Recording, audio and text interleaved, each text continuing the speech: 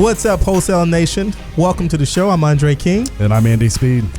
And today we have an interesting topic for you, one that's kind of near and dear to me. But, before we get started on that topic, Andy, over the last week, I know that you've been working with some wholesalers and things like that. And that's going to be kind of what our topic is about. How's that been going for you? Good. I mean, mostly the last week has just been new, fresh off the YouTube video, wholesaler, maybe gone to one or two meetups, read a little bit, trying to decide if they're going to dip their toe in the water or not. Right.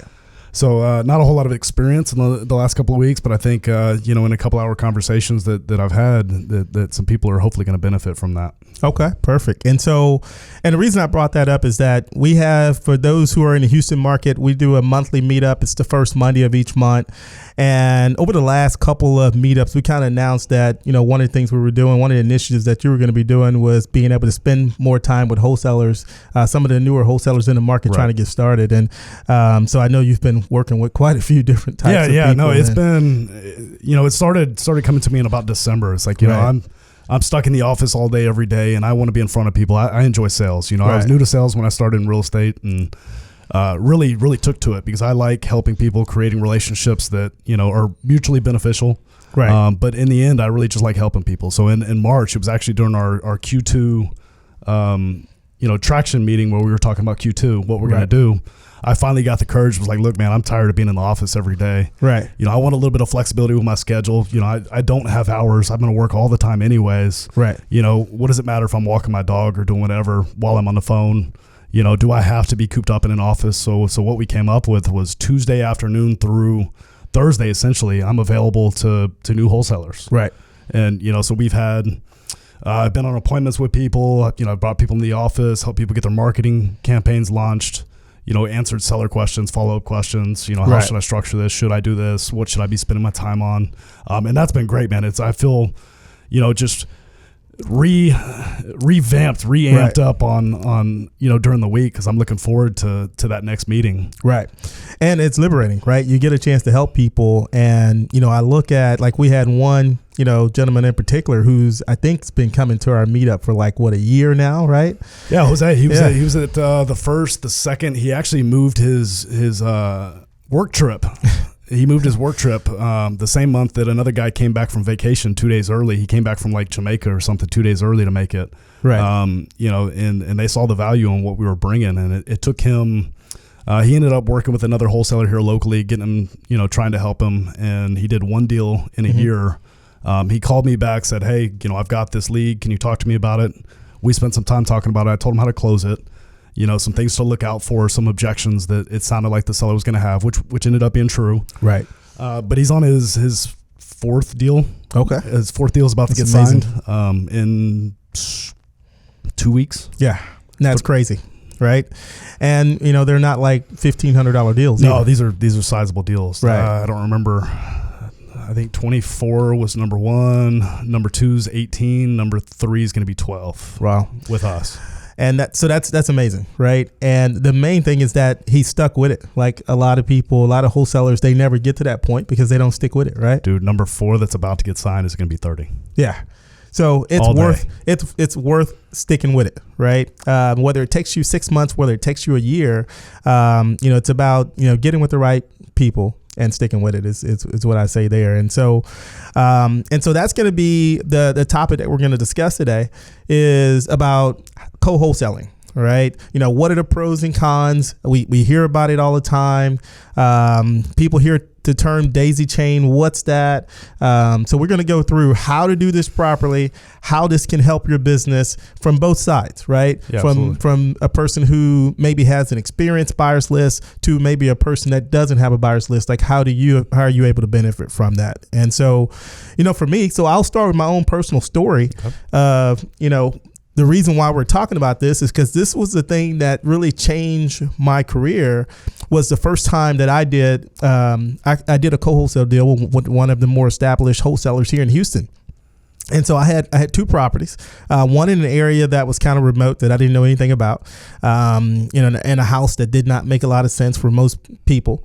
And then I had another one here that was, now that I look at it, I probably could have sold it, but I didn't have the buyer's list built, right?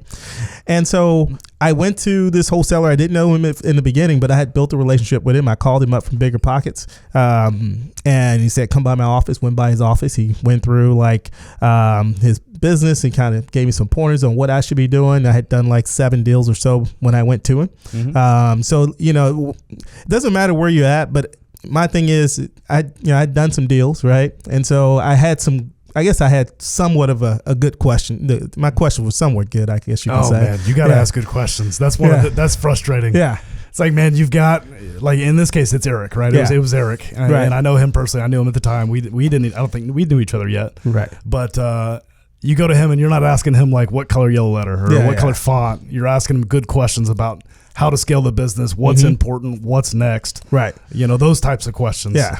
And some of those questions won't come until you've at least attempted to do some deals, right?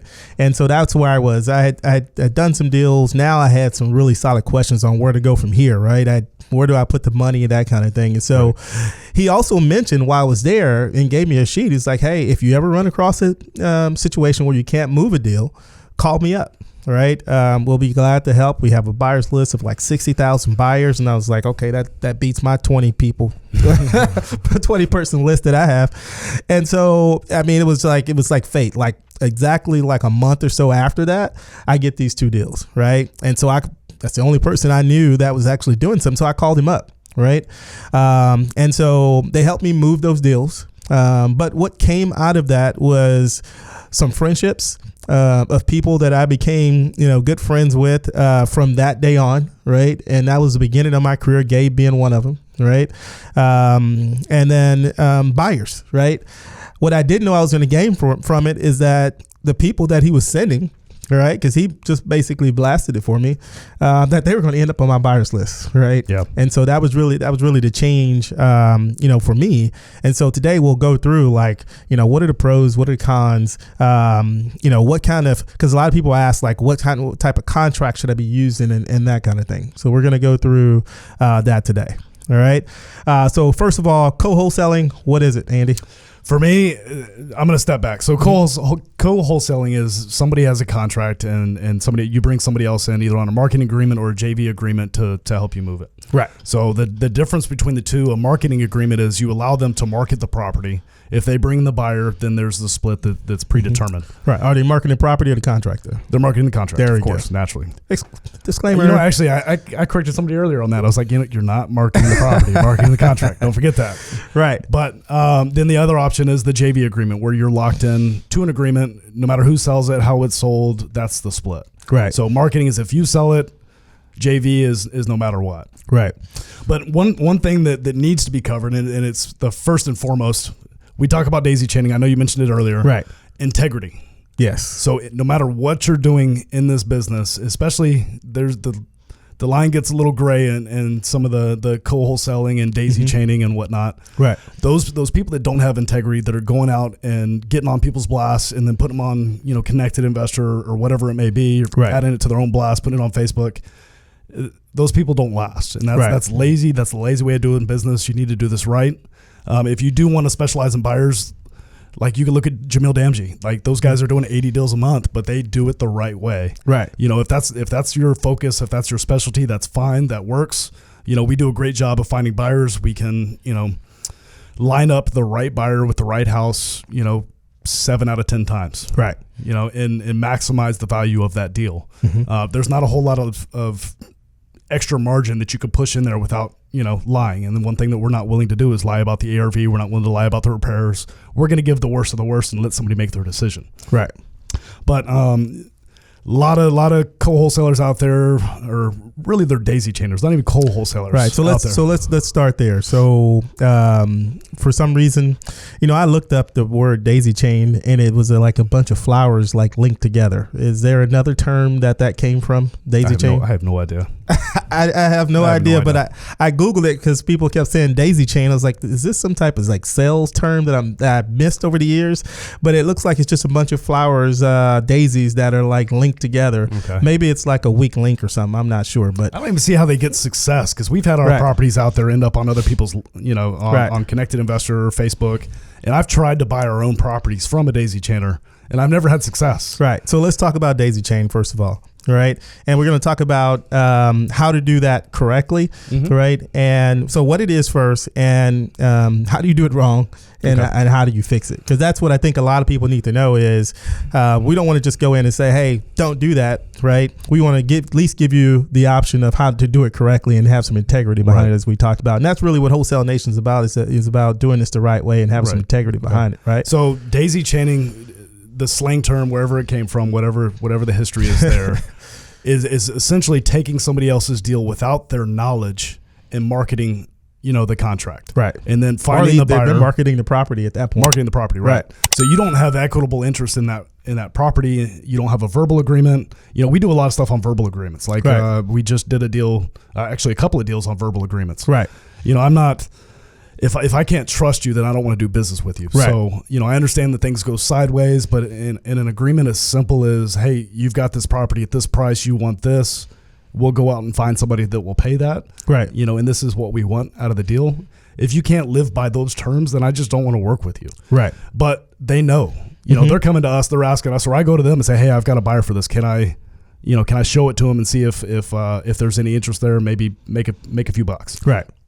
We have equitable interest at that point. In Texas, a verbal contract is a contract. We could pursue damages if they decide to go back on that contract. Of course, we wouldn't, but it's the daisy chainer that goes and gets on a blast and then remarkets the property without knowledge. Right. And so you have to check your state laws and how things work there. But we can only speak for the state of Texas. If you are marketing a property without a contract, then you're brokering without a license at that point. Right. You're selling your property as if you're a realtor, but you are not licensed. And the other part is that you could be messing up things. Right. We've had several stories to where it got dicey because of another wholesaler that came in and got in between us and the seller. All right. Oh yeah, we've had that. Yeah. We've had a re-wholesaler, if you will, a daisy chainer. Right. Where the owner actually saw the property that they were marketing on Facebook, and she called me up, said, "Hey, what is this?" I said, "I have no idea who this person is." Right. Thank you for bringing it to my attention, but it caused some tension and some distrust. Right. Fortunately, we were closing a couple of days later, but. Yeah, I mean, it cost me some rapport there. I mean, I definitely had to leverage some capital there as far as her trust, right? To get her back into the okay, this is fine, everything's closed. We're closing Friday. This was like on a Wednesday, right? Where she saw it and she's flipping out, and I had to leverage every bit of political capital that I had with her to say, like, look, trust me, I don't know who this person is. I don't know how they got this, blah, blah, blah. Right. And then they're taking your pictures also, like because they don't have anything, right? They're just taking everything. They're taking everything you have. Looking to make a buck. Yeah. I remember one time we had one that we looked at, like they must have been on our blast, right? So I went to, I think it was Connected Investor, and they had every single property that we had blasted. And they were marketing it, right? So the guy would call every once in a while to see if the property was available still, right? And then he would continue to market the property. I tried to buy one of the properties that we had from that guy. I remember that one. I don't know how he expects to make any money. Right. He's like, he never called us to set up an appointment. Yeah. And when we did our best to kind of trick him up, but that didn't work. So those are I understand where they're coming from, right? They're trying to make $1, right? Out of 15 cents. But anyway, they're trying to make $1. But at the end of the day, you got to have some integrity behind it, because you want to be able to grow in this business. You don't want to be blackballed on Facebook or anything like that or social media. So there is a way of doing it. And Andy mentioned one way of doing it is through the marketing agreement. Yep. Okay. The first time I ever saw this happen is that a guy called me and asked that's how I learned about the marketing agreement. Mm-hmm. I had a deal, and a guy called me. He was from out of town, and said, I may have a buyer for your property, right? And sure enough, this guy was legit. I mean, he was legit because he did the right things, right? And he did bring the buyer on that deal, right? And then he sent me a marketing agreement. And to this day, that's how I got my marketing agreement. He sent me a marketing agreement. And this agreement just said, all it said is that it was like an option. It did not tie him in to the agreement of having to perform, right? And basically all it said is that I would pay him a marketing fee, all right, for marketing the contract if he sold the property. Right. And was it a fixed amount? Was it a percentage? So he had it at a fixed amount. Okay. Right. So he wants $2,500 if he sells the property. Right.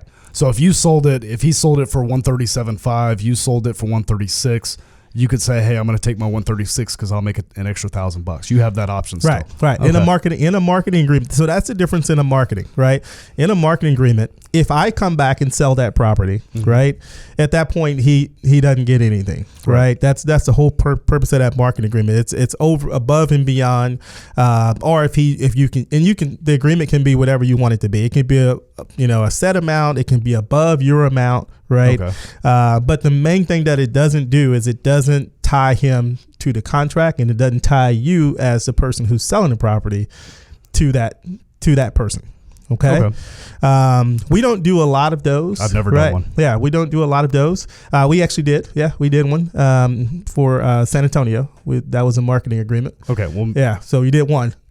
That was a handshake agreement at the end. We I actually had to send it. They made me send it. Okay. Yeah. So I had to send one for Phoenix guys. See, I did it on a handshake. Yeah. You did the official paperwork. I had to do the official because title asked for it. Yeah. That one's a little bit more because we closed that deal for them. Yeah. We actually bought it for them. Right. Because we're nice guys. Right. They couldn't negotiate it. We're 2 hours down the road, so all right, we got it done. But we had a salesperson there at the time also. So, but at the end of the day, we did it. We did a marketing agreement, and that's how everything worked out. Okay. Now, there is another agreement. All right, the way that another way to do it would be a JV agreement. Right. Okay. Now you've done quite a few JV agreements, and so what's usually the way a JV works? I mean, it just depends on who's bringing what to the table. Right. So we have some agreements with some newer wholesalers that they want my help on sales. Mm-hmm. So we make a little bit more on the deal. There's nothing that we have that's long standing. Like we're not signing them up for a year every deal that they do. Mm-hmm. I operate on just a handshake and somebody's word. Right. And then if they don't live up to that, we'll just move on and no big deal. Wish you the best. But I mean, it just varies. It depends on what we're doing. You know, there may be, if we're doing transaction coordinating dispositions, there may be a fee for the TC work and then a percentage for dispositions. Of course, we have to pay our people as well. So it's pretty slim on our end as far as the percentages go on those. We've done 50-50, 60-40, 70-30. Right. So we've done fixed amounts. So you're saying it's negotiable. So if I'm a new wholesaler, all of that is negotiable. Somebody says, yeah, I'll do it, but I need to be 60 me and then 40 you, or 50-50. All of it's negotiable, right? Yeah. I mean, we try to do what's right by people. Yeah. So we had, just to give you an example, we had Armando, brought us a lead. He said, hey, this lady wants to set up an appointment. I can't go on it, and I'm a little nervous. I've never been on an appointment. I said, hey, we've got Bree available. She's 10 minutes down the road. Let's send her on the appointment and we'll figure it out. And he's like, okay, great. And he never said what he wanted. I never said what I wanted. We'd locked up the deal. Ended up being a smaller assignment. It was $12,000. Mm-hmm. The area that this is in, there's a lot of permitting issues and not a lot of people are very excited about working in this area right now because of all the permitting and what the city's doing. So not the biggest deal. Right. But, I finally asked him, I was like, man, we need to get an agreement on this. Our TC asked me, she's like, hey, where's the JV? And I was like, oh crap, we need to talk about this. Right. So I called him up. He said, and apparently he told me before, he's like, look, I told you before, I really don't want anything. I just wanted the experience to know that this works. Mm-hmm. I've been coming to y'all's meetup. I appreciate everything that you've done. So he's like, look, I really don't expect anything. You've kept me in the loop. I've kept them up on title, what everything was going on, how we closed it, what the objections were, what the issues were. So we've talked regularly since then. Mm-hmm. But we ended up paying them. I said, okay, so we got a $12,000 assignment fee. Let's pay our acquisitions. Let's pay our dispositions. Let's pay our TC off the whole, and then we'll split it 50-50. Right. And, from going to expecting nothing, and you're probably like, damn it, he expected nothing? Right. Yeah. He's making like $4,400, $4,700, something like that. Right. But then again, in the end of the day, you got free education, you got a deal that's going to probably be able to help him market more. And if it's the deal I'm thinking about, if he only knew all the things that were going on with this, I've kept him in the loop on a lot of it. And like, this has been a hairy deal when it comes down to transaction coordinating and things like that. There's not many people that could have closed this deal. Yeah. When it's involving me and other people to get this thing done, attorneys, then he's definitely winning in that situation. Just keeping the city from tearing this house down would have been a challenge for most wholesalers. So we got that. That was the easiest part of this deal. Mm-hmm. And between all the dead people in airships and in suits, lawsuits now, greedy cousins, nephew, right? Nephew. Okay.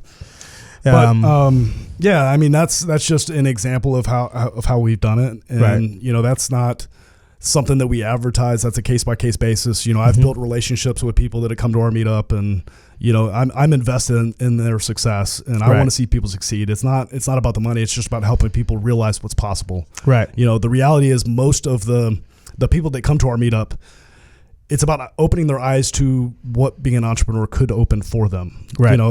Some of these people are going to become flippers, some landlords, some multifamily, some not even in real estate. But you could start a business. Once you know how to start one, you can start more. Right. Once you see that there's a third side to the coin, that there's more out there, it's awesome what you can do for people. Right. And so, so that then it brings me to the next point, right? So we covered the marketing agreement. We covered the JV agreement. There's another side to that JV agreement. So I would tell you, when you are doing a JV, right? If you're just picking random people that are going to be helping you, maybe you put it out on Facebook and someone said, hey, I may have a buyer for you, and you're signing the JV agreement. In most cases, when you're signing that JV agreement, you are also saying that you are signing you're going in with that person, whatever the split is. If it's 60, 40, 70, 30. And let me ask you something, Andy. If I'm the wholesaler, right, and you are the wholesaler with the buyer, right, and we sign this contract, and it's a 50-50 contract, I got to, and now, 3 days later, we've signed a contract, and let's say 4 days later, I'm the wholesaler. I come to you and I say, you know what? I actually found a buyer about $5,000 cheaper. And so I think I'm gonna go ahead and take that buyer. But I definitely appreciate, thanks for all your hard work. I appreciate your work. Right. I'm gonna go ahead and take that. I'm gonna go ahead and leave right now. Okay. Yeah. Is that the way it works? Is that the way it works? I mean, that's the way. If you have a signed agreement, no, that's not the way it works. Right. You're partners at that point. Whatever the split was, no matter who does what, if you want to take that $5,000 less assignment, that's fine. But you know what? We're splitting. We're still splitting the amount. Right. Yeah. That doesn't change anything. Yeah. And that's what we want, people to understand. Like, know which agreement that you're getting into. If it's an assignment, if it's a marketing agreement, then that's okay. Right. Yeah. I think the more important piece is who you're partnering with. Yeah. The value that someone like us brings to the table is, you can focus. The power of focus is so impactful in your business. If you don't have to worry about TC or dispositions. So let's talk about that. So let's talk about that on the back end of this, right? Okay. So now we've talked about everything that, the pros and cons. We didn't talk about assign, reassign. Okay. So one of the deals that we do, the first deal that we actually did together, was a wholesale deal where, we were at like 70 or something with the wholesaler, and then, you reassigned it for 75, 77, whatever it was. Right. This buyer needed to close 2 days later. Or the seller needed to close 2 days later for foreclosure, and the wholesaler called me and said, hey, do you want this deal? It's like, yeah, but the taxes are too high in this area for me to keep this thing as a rental. So let me call up Undrea. I called you up. You got it closed by Friday, still made, $5 or $7 grand or whatever it was. Wholesaler's happy, you're happy, buyer's happy. And now actually that buyer, the wholesaler's extremely happy because he now has that buyer's information. He was smart. He did what I did in the beginning. Yeah, right? That's our best buyer. Yeah. I found that buyer that way. Yeah. So they're actually going into San Antonio together. Right. So the relationship that came from that was extremely impactful for him. He got the deal closed. You made some money. They made some money. But you're somebody that, at the time, you were somebody that would be able to perform. Right. So you don't want to get into a JV agreement with somebody that doesn't know what the hell they're doing, that's not really bringing value to the table. Right. Odds are we're going to be able to find the right buyer for the right, for the property that's going to pay a little bit more. So you might lose, in, percentage of equity of the deal, but you're going to sell it for way, substantially more in many cases than what you could on your own if you don't have a buyer's list, or even if you don't have relationships with buyers. You can have a massive buyer's list, but if you don't have the relationships and know how people make decisions, have that relationship with them, you're not going to sell that property for maximum value. Right. And so just so everyone knows, like, one of the things Andy mentioned was that was a double assignment, right? Yeah. So definitely check with your title company.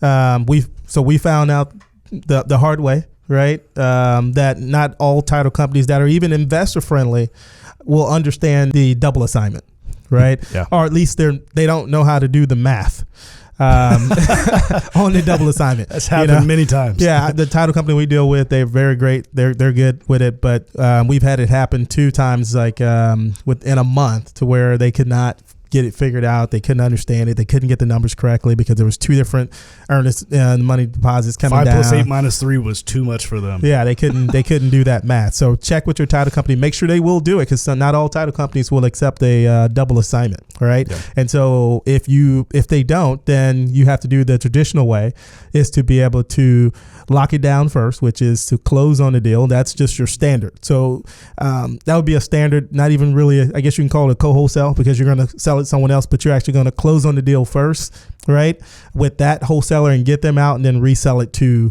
your buyer. Which you have to have substantial margin for that. Right. So you got to make sure you have the money for that. You also got to make sure that you have either some transactional funds or something set up. Money for that. And margin, right. For sure. Right. And I think we talked about that in a previous episode. So check out the episode on double assignments and things like that.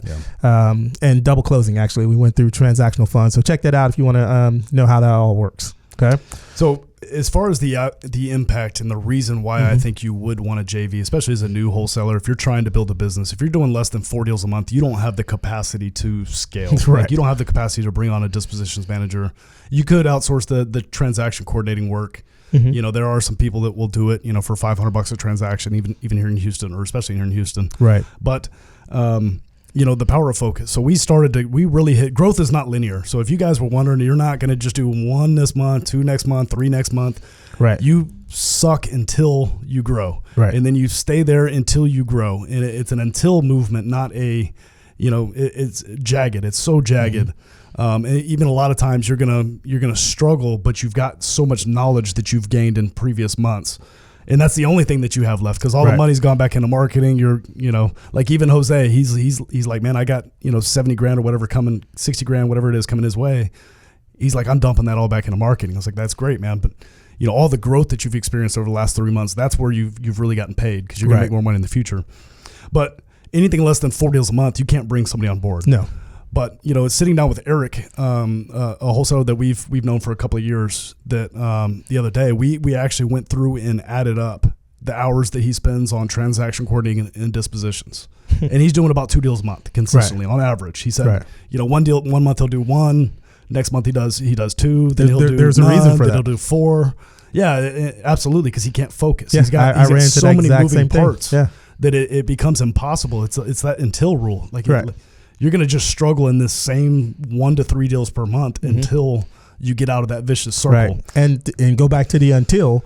That's what's going on in that situation, is that for me, I didn't make the move to do anything else for marketing or talking to sellers until I sold that property, right? Yeah. And then I moved on to the next one, and guess what? I did the exact same thing. And then you start this slow climb of 1 to 2 deals a month, right? Mm-hmm. Until you get that off your plate and outsource that to someone else who can handle it, or go to a team that's can help you disposition that deal and get it out, do the transaction coordinating, so that you can now just focus on bringing in more cash. We talked about that in our meetups. We talked about it on here.